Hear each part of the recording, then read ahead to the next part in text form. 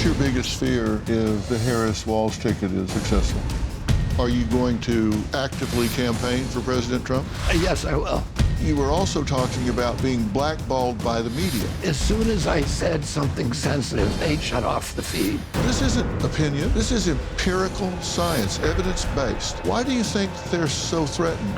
Do you think you can be the determining factor in this presidential election?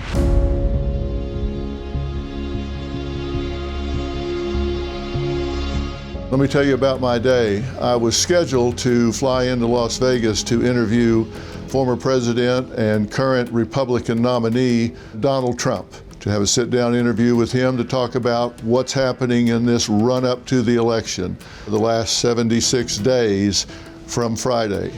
Then we get word that RFK Jr.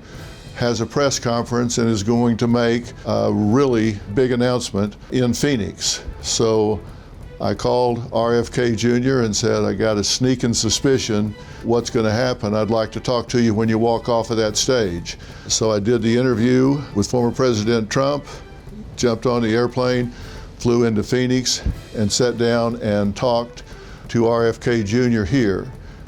And as I'm sitting and talking to him, I'm very much aware that I may be talking to the one man that may be the single most outcome determinative individual on who is going to be the next president of the United States.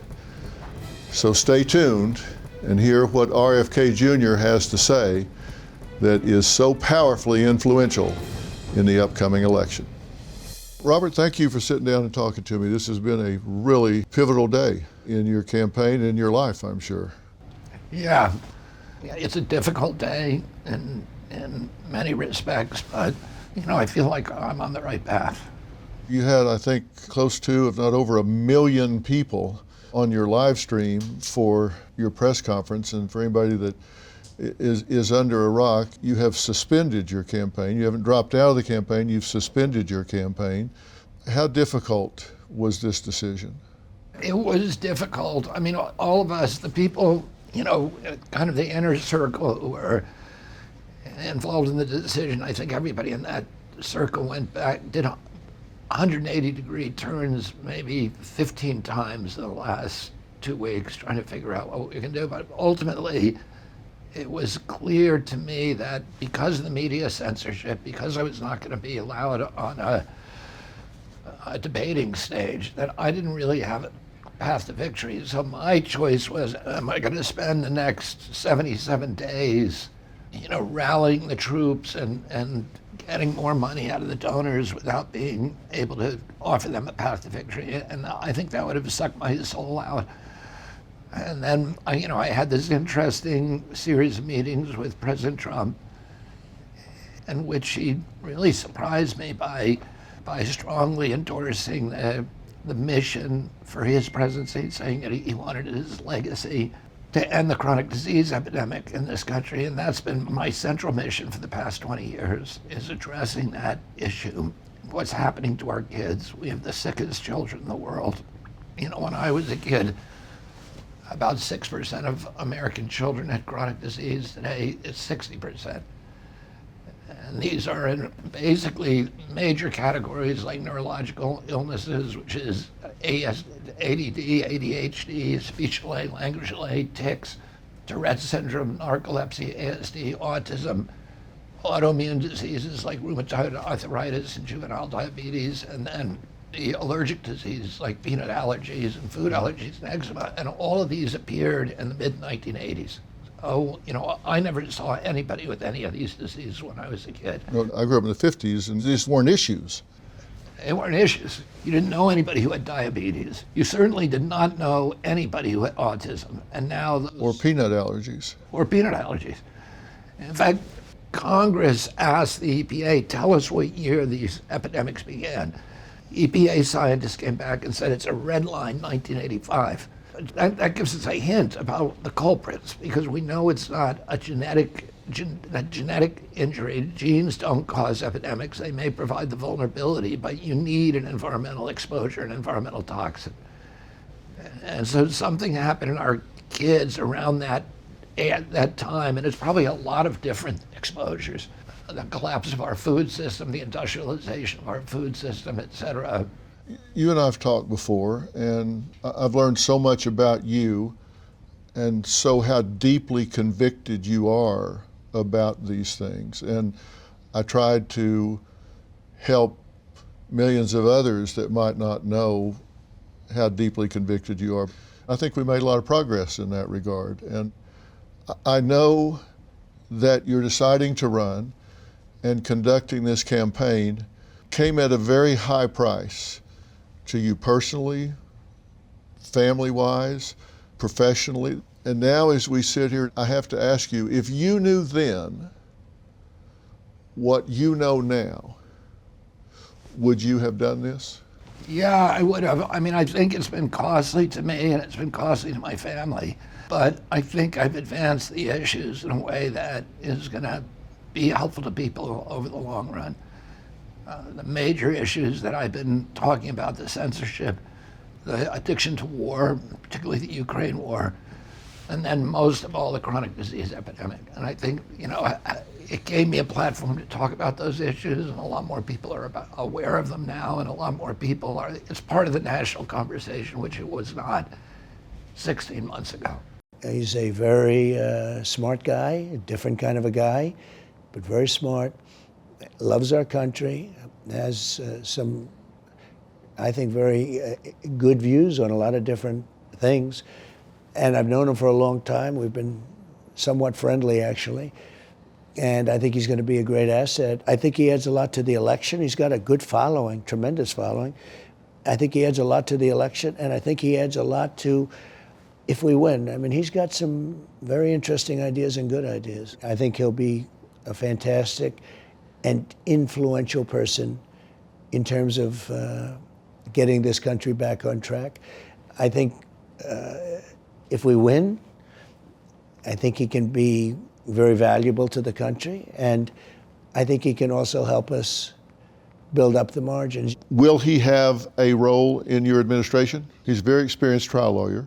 He is. He's tried a lot of large cases, so, and a lot of it environmental. So I thought, he might play a role environmentally. He might play a role as Attorney General. There's a lot of things he could offer to the administration. That's true. No, he's a very smart guy, But you welcome him. I do. You welcome his support. Well, number one, I've known him a long time, right. And I've always had a good relationship. I mean, we're sort of on opposite sides of some issues, but I've always had a good relationship with him, and I'm very honored by his support.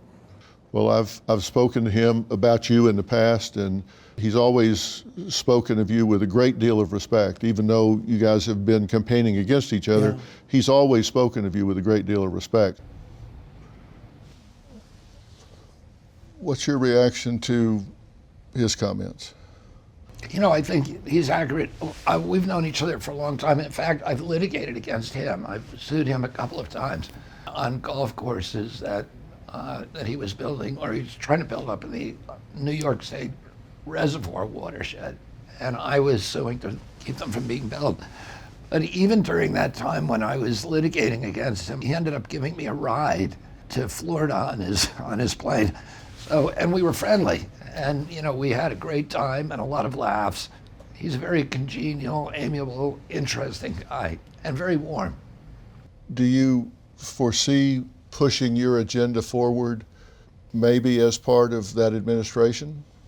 Is that a possibility? Yeah, I mean, we talked about that. We talked about his commitment to chronic disease. It's one of the things that brought us together. A couple of hours after the assassination attempt, Phil, I got a call from Kelly Means, who's kind of the leading advocate in the country against chronic disease and against processed food, which is really poisoning our children. He's been advising me for a long time and consulting with me.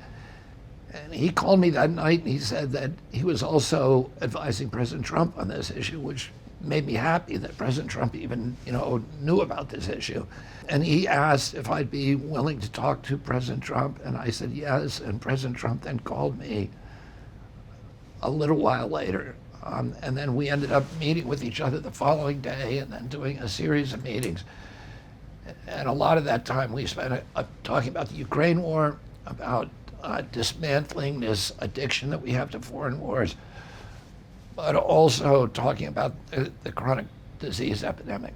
And President Trump said that he wanted that as his legacy to solve it. So, I'll do anything that I can to make sure that happens. Having gotten to know you as I have the feeling that you feel a sense of commitment to your supporters and to your donors, and the things that they've supported and continued to. I can't imagine you telling them that journey or fight is over. You're going to continue to push those issues, and part of the way to do that might be through the administration, or it could be in other ways, but there's no way you're going to let up on the things that you've been espousing. I heard you in your press conference thanking them for their support and letting them know that's not over.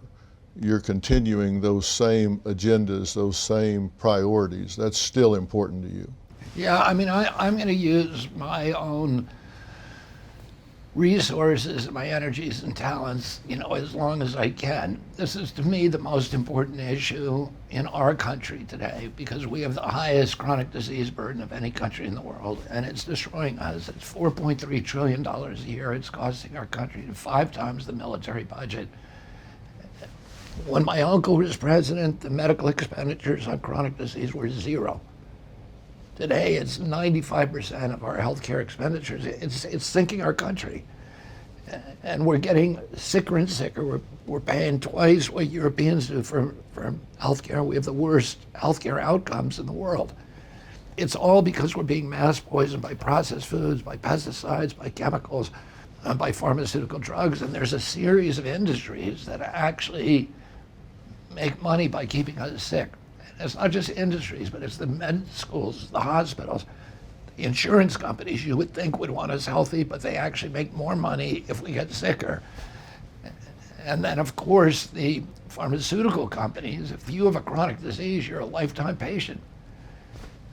This drug, Ozempic, costs $1,500 for a week. And there's now a bill before Congress that would force the insurance companies, Medicare, to pay for it for every American who's obese. Well, that's 74% of our population. Right. That's going to be $3 trillion a year. And for a tiny fraction of that, you could give every American 3 meals a day of organic food, and diabetes would disappear overnight. Diabetes is treatable with food, right, with exercise, and obesity is. Democracies are constructed on this infrastructure of the free flow of information, that we can all get access to information. And the theory is that through the fierce annealment in the furnace of debate, that the best ideas rise, and that's, democracy can then take advantage or make policy of ideas that have triumphed in a marketplace. This is our advantage over totalitarian systems, because totalitarian systems are much more efficient.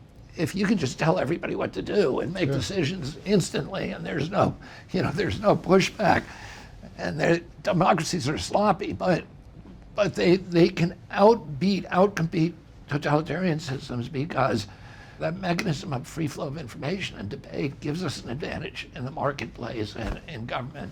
Information flows are the sunlight, they're the soil, they're the fertilizer, and the water for democracy. And when you cut it off, democracy withers and dies.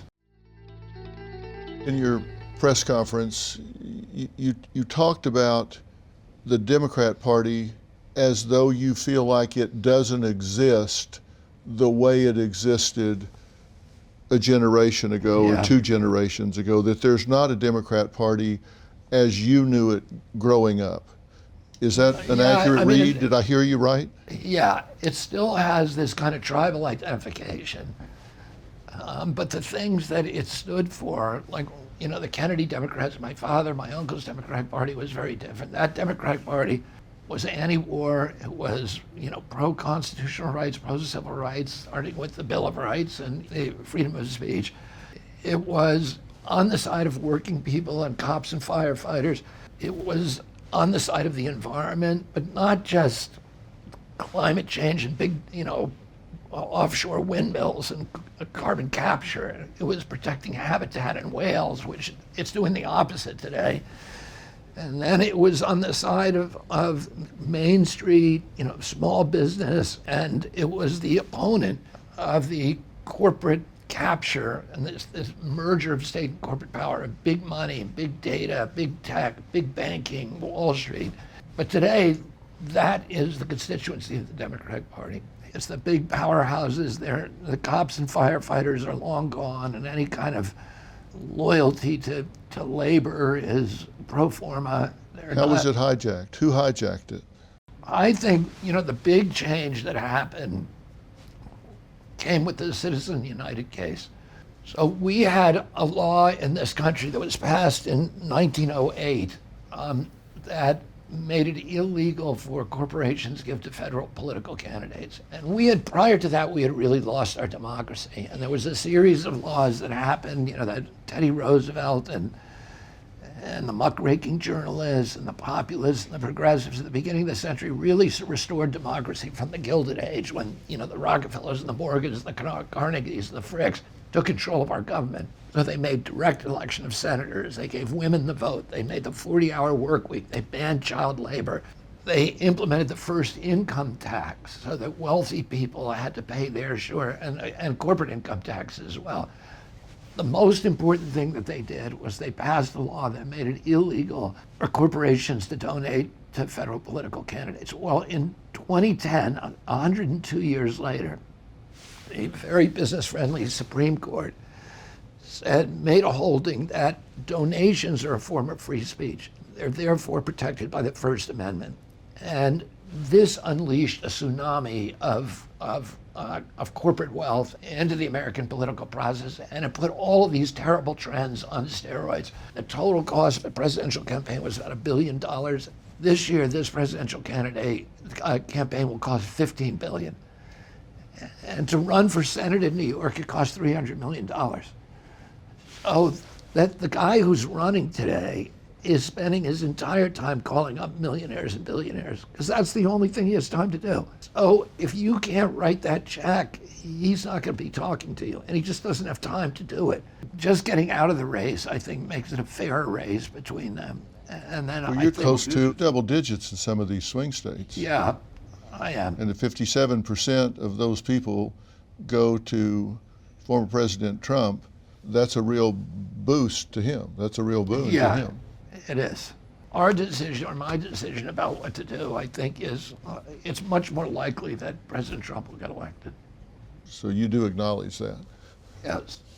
And you have enough that you agree with him on priority-wise that you're more comfortable with that than if it went the other way?